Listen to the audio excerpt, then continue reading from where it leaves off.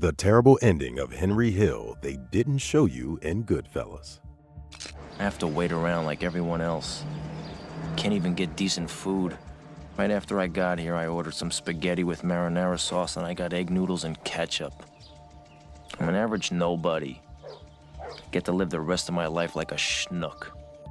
The movie lied to you. Goodfellas ends with Henry Hill in a bathrobe complaining about egg noodles living a quiet suburban life. But the reality was far darker, because what happened to Henry after walking into witness protection is one of the most tragic and devastating stories in the history of American organized crime.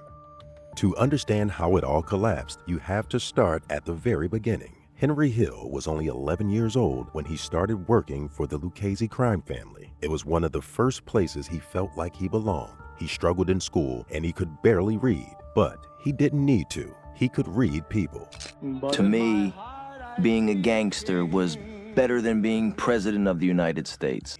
Tootie ran the cab stand and La Bella Vista Pizzeria and a few other places for his brother Paul, who was the boss over everybody in the neighborhood.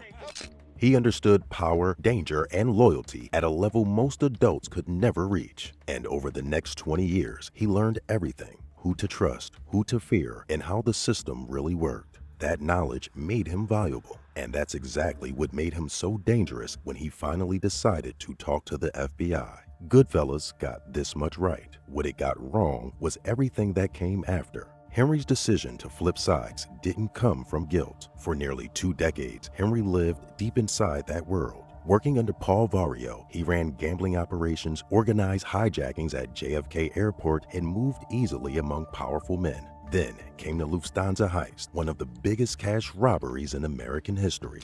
Good evening. December 11th may go down as the day of the biggest robbery in our country's history, and it happened right here in New York. Somewhere between $3 and $5 million in cash and valuables was taken from the Lufthansa cargo terminal out at Kennedy Airport.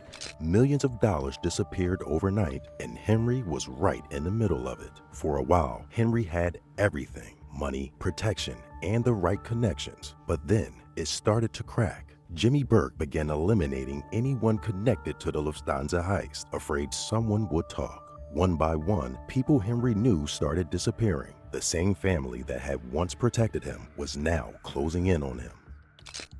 I felt like a fucker. I mean, I had to look at him, but I knew that this ordered my death. You know what I mean? Henry watched it happen and understood what it meant. He wasn't just a liability. He was next. In April 1980, Henry Hill was arrested on federal drug trafficking charges. Agents sat him down and made clear they had enough to send him away for a very long time. But the FBI wasn't just there about the drugs. They wanted Henry Hill, the encyclopedia, the man who had spent 20 years inside Lucchese operations, who knew names, dates, locations, and details that no wire or surveillance operation had ever been able to capture. Then they slid something across the table that removed any remaining doubt: a recorded conversation between Jimmy Burke and Paul Vario, the 2 men Henry had given 2 decades of loyalty to, casually discussing whether he should be killed. At the end, I was just, disposable. I was just, they were gonna kill me.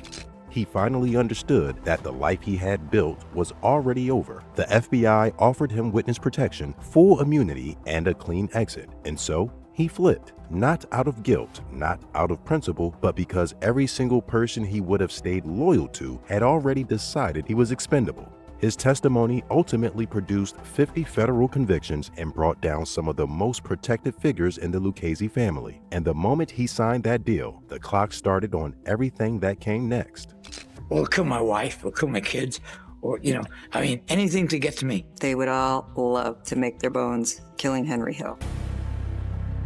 Unlike what Goodfellas showed you, the transition was anything but smooth. There was no neatly packed bags, no calm goodbye to the neighborhood, no dignified move into suburban anonymity.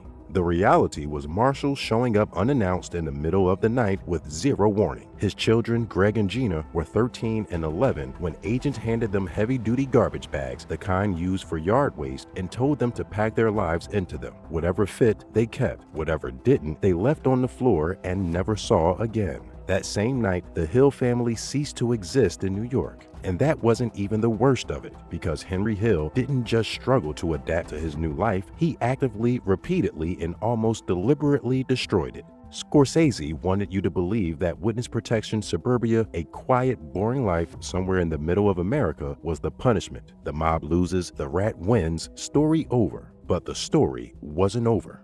Not even close. The Marshalls placed the family in Omaha, Nebraska, chosen for its anonymity.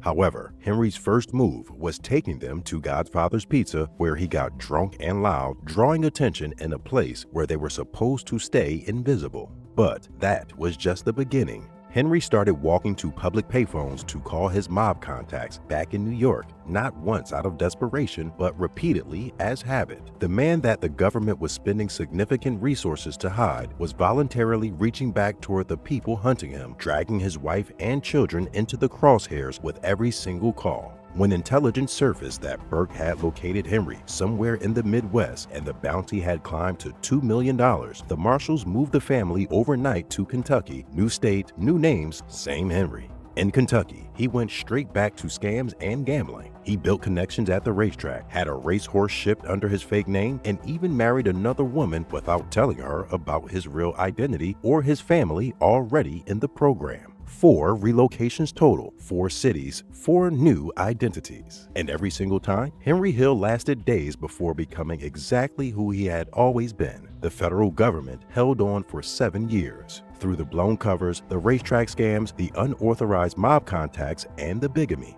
What finally broke it was what the agents found in Seattle in 1987. Not a man struggling with old habits, a full cocaine distribution pipeline. The kind of operation that signals infrastructure, organization, and someone who considers this a business.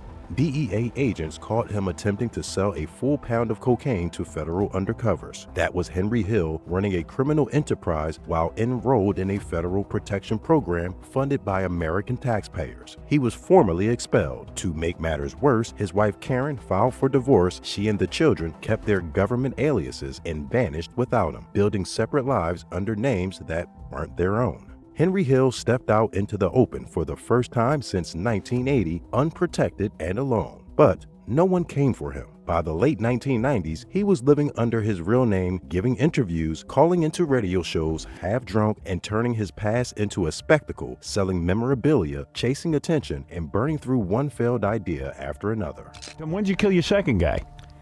I was 22 or something. 22? Yeah. Another stool pigeon? Yeah. Who ordered this, you to do that? Paulie ordered. Paulie ordered it?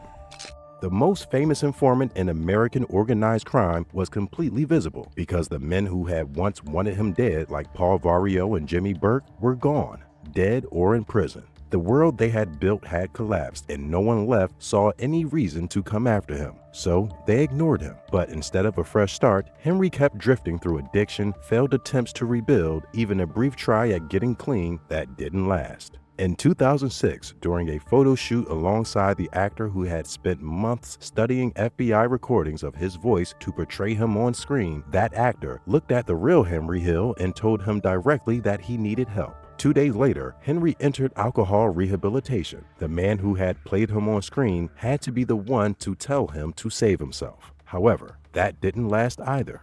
Henry Hill died on June 12, 2012, one day after his 69th birthday in a Los Angeles hospital. The cause was heart failure. The final bill presented by decades of cocaine, alcohol, cigarettes, and a body pushed past every limit it had. The mob didn't kill Henry Hill. A $2 million bounty didn't kill him. 30 years of exposure didn't kill him. What killed him was the one thing he never once tried to fight: himself. Goodfellas gave you the rise and fall. What it couldn't give you was the part that actually matters. The part where a man is handed everything he needs to change and chooses every single time not to.